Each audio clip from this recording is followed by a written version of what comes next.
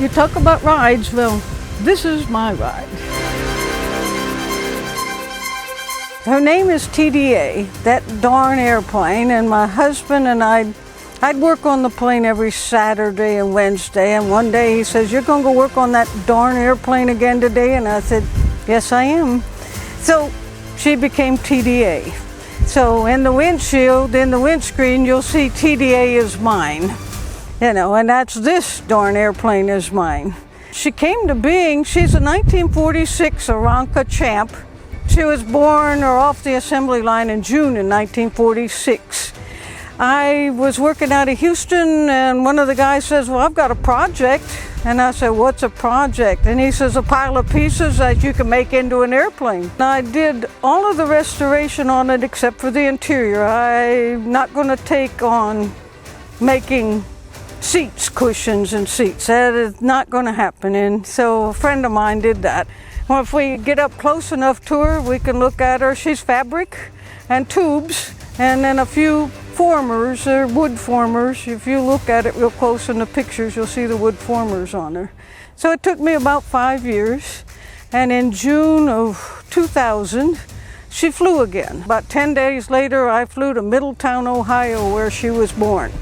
It takes 2 days to get there and 2 days to get back. And if you think about it, your car goes faster than this plane. And then I've flown several trips with Ladies Love Tail Draggers. This last year we flew to the Great Lakes. Anytime you go flying, you have to do a walk around to make sure the plane's fit, ready to fly. And then my big 4-cylinder engine, huge 4-cylinder engine, a whole 85 horses here.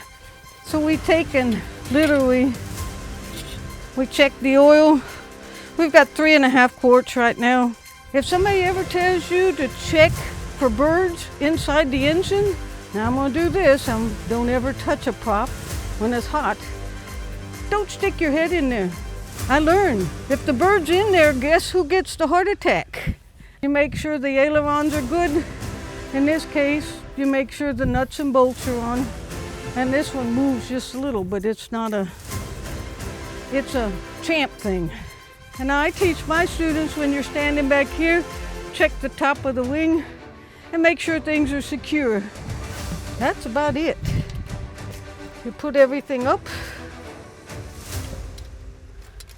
and we'd go flying.